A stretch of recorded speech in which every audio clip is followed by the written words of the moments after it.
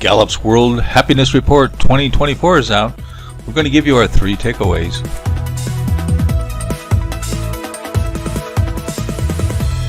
Hello, this is Chart GPT today. Yes, Gallup put out its World Happiness Report, something they do annually here.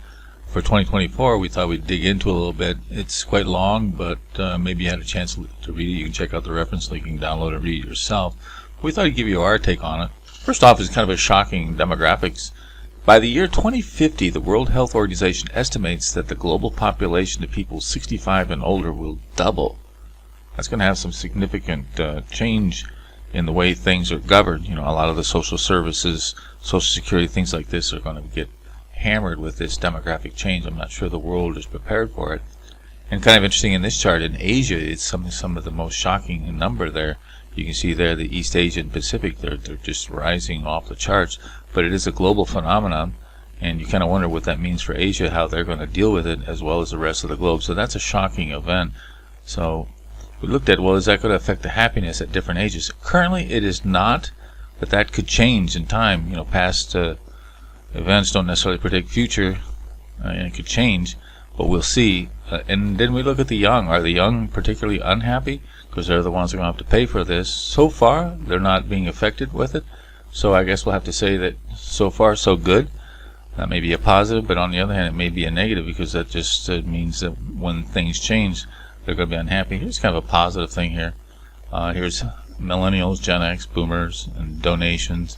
And it seems like the folks are relatively equally, the young people can't donate, but then the older people tend to donate. So there's the benevolent acts by generations before and after COVID. It seems like people are more benevolent after the pandemic than before. So that's interesting.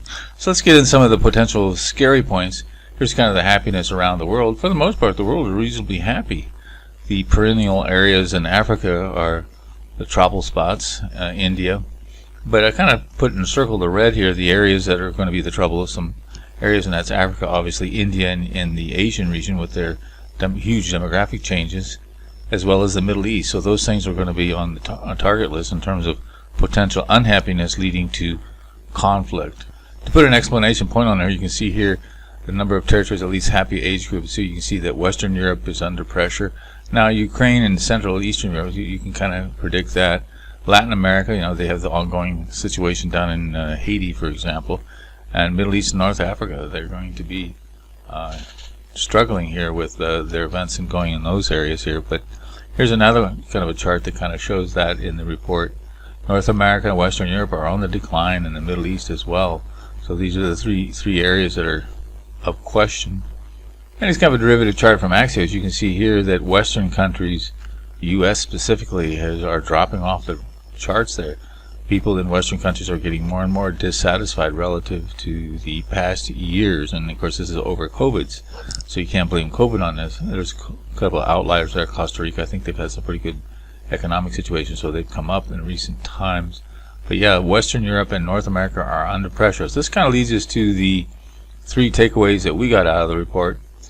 First one is, as the world gets older, to date, people are still relatively happy.